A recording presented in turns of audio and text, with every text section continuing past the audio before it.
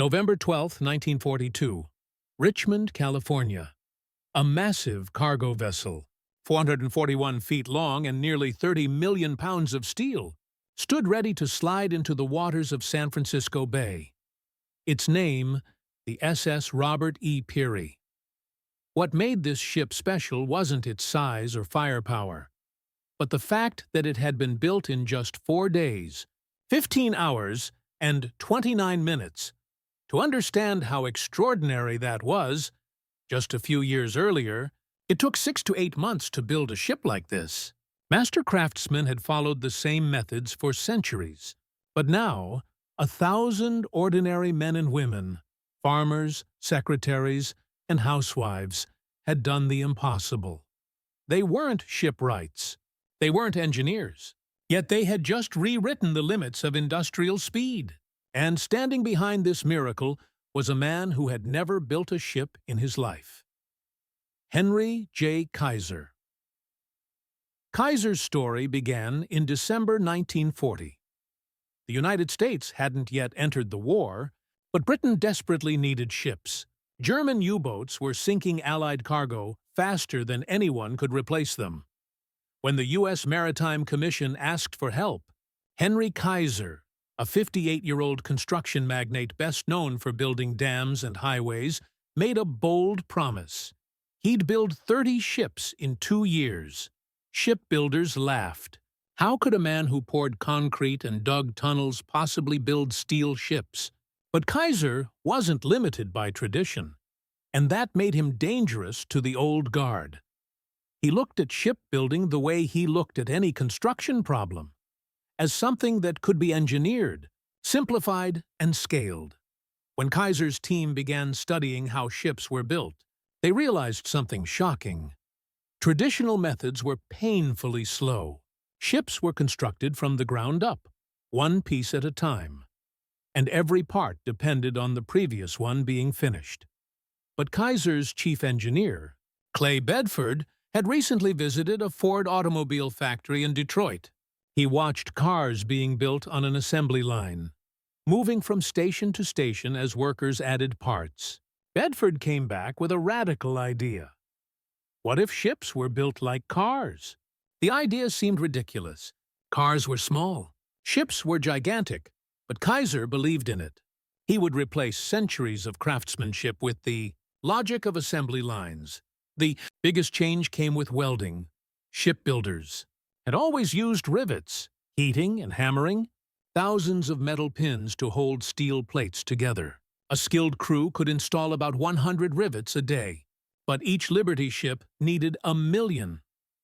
Kaiser scrapped rivets entirely and used electric arc welding, faster, simpler, and done by workers who could be trained in weeks.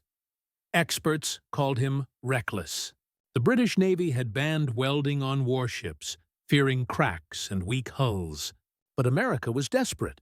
In 1941 alone, German submarines had sent 3.6 million tons of Allied shipping to the ocean floor. So, the government took a gamble on Kaiser, because it had no choice.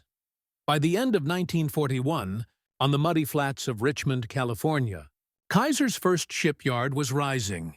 It didn't look like any shipyard before it. There were no massive slipways stretching into the sea. Instead, it looked more like a factory. Open spaces for prefabrication, huge cranes to lift sections into place, and railroad tracks running through the yard like veins. One traditional shipbuilder who visited the site wrote a report that summed it up perfectly. Kaiser has violated every rule of shipyard design I've ever learned. But somehow, it works. Kaiser's next move was even bolder. Instead of hiring skilled shipwrights, he opened the doors to anyone willing to learn. He ran ads across America. No experience needed. We'll train you. By late 1941, over 10,000 workers filled the Richmond yards. Most had never even seen a ship before. Women became welders. African Americans joined integrated crews, and people from farms and offices learned how to shape steel. Kaiser turned complex craft into simple, rudimentary Kanditinpu talents. Repeatable tasks. A worker didn't need to know how to build an entire hull, just how to weld a vertical seam or install a deck plate. And with that simplicity came speed. The first Liberty ship from Kaiser's yard took 197 days. The Caesar. Second, 169. By the 10th ship, it was down to 97. By 1942, they were rolling out ships every 70 days. Traditional shipyards were stunned. Kaiser's untrained workforce was matching, even beating, the production rates of master builders. The secret? Prefabrication. Instead of building a ship from keel to deck, Kaiser's teams built entire sections at the same time. Bows, sterns, cargo holds, and even engine rooms. Then, massive cranes lifted the pieces together like a giant steel puzzle. One supervisor explained it best. In traditional shipbuilding, you wait weeks to install an engine because the hull isn't ready. Kaiser builds the engine in one place, the hull in another. And when both are done, he just drops the engine in. What took weeks now takes hours. By summer 1942, Kaiser's yards were operating 24 hours a day. 7 shipyards across California, Oregon, and Washington raced each other to break records. In September, the Oregon yard built a ship in just 10 days. Newspapers printed the achievement like a sports headline. But Kaiser wasn't satisfied. When Vice Admiral Emory Land visited Richmond that November, he casually remarked that it was impressive, but still not mass production. Kaiser's engineers took that as a challenge.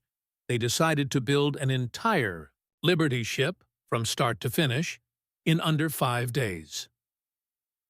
At midnight on November 8, 1942, construction began on the SS Robert E. Peary. Every section had already been built, tested, and staged. Teams worked around the clock in perfect coordination. The bow, the stern, the engine, all pre-assembled like giant Lego pieces. 4 days later, the ship was complete. On November 12th at 3:30 p.m., it slid into San Francisco Bay, fully functional.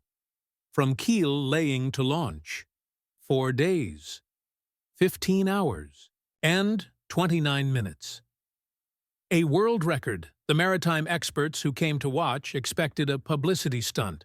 What they saw was a working ship, ready for service. Vice Admiral Land looked out over the bay and said, "6 months ago, I'd have called this impossible." Henry Kaiser has made traditional wisdom obsolete. Kaiser's methods spread like wildfire. By early 1943, 18 shipyards across America were building Liberty ships his way, using welding, prefabrication, and assembly line principles. Average construction time dropped from 230 days to just 42. By mid-1943, the United States was launching 3 Liberty ships a day, faster than Germany could sink them. The numbers were staggering. Each ship carried over 10,000 tons of cargo. Tanks, jeeps, food, ammunition, and they weren't fragile prototypes. They were battle-tested workhorses. Only about 7% were lost to enemy action, a rate better than most pre-war ships. But beyond the steel and statistics, Kaiser had transformed something even bigger. The American workforce. His shipyards employed nearly $200,000 people at their peak. Over 40,000 were women, the famous Rosies, who redefined what women could do in industry. Tens of thousands were African Americans, many working in skilled and leadership roles, a level of integration unheard of in 1940s America. For many, these shipyards were their first real opportunity, and they proved what ordinary people could achieve when given a chance. Kaiser didn't just innovate in production. He changed how companies treated their workers. He provided childcare, hot meals, and health care. To keep his massive workforce healthy, He started a prepaid medical plan, the foundation of what we now know as Kaiser Permanente, one of America's largest healthcare systems today. Even during Christmas 1943, his shipyards didn't shut down. But instead of forcing work, Kaiser hosted celebrations with food, music, and free dinners for workers on shift. It wasn't just about ships anymore. It was about people. By war's end in 1945, Kaiser's 7 yards had built 1,490 ships, nearly a third of all Liberty ships produced. Across America, 2,710 Liberty ships were launched, each one a floating symbol of industrial might. They were ugly, blocky, and slow, but they carried victory across the Atlantic and Pacific. As one British admiral put it, "The Americans build adequate ships in weeks. Adequate multiplied by thousands defeats perfection multiplied by dozens." When the war ended, many expected Kaiser's empire to collapse. The yards closed, the workers went home. But the revolution he started never stopped. The techniques he pioneered, welding, modular construction, parallel assembly, became global standards. Japan and South Korea studied his methods to rebuild their post-war shipbuilding industries. The world's greatest shipyards in Ulsan, Nagasaki, and Hamburg all trace their roots to the ideas tested in Richmond. Even decades later, Liberty ships still sailed. Some became museum ships like the SS Jeremiah O'Brien and SS John W. Brown. Others kept working into the 1970s. One ship, the Star of Kodiak, is still around today. As a seafood processing plant in Alaska, nearly 80 years after it was built. That's the legacy of Henry Kaiser. Steel that endured, and ideas that reshaped the world. But his greatest achievement wasn't the number of ships. It was what he proved about human potential. He showed that industrial limits aren't physical. They're mental. That tradition isn't always truth. And that ordinary people, properly trained and organized, can achieve the extraordinary Admiral Chester Nimitz, commander of the Pacific Fleet, summed it up after the war. Japan believed if they sank enough ships, we'd run out. They didn't count on Henry Kaiser. We built them faster than the enemy could destroy them. In just 3 years, Henry Kaiser and his workers built more ships than America had in the entire previous century. But more importantly, they built a new way of thinking, one that turned impossibility into reality. The SS Robert E. Peary, built in less than 5 days, wasn't just a ship. It was proof that innovation comes from outsiders.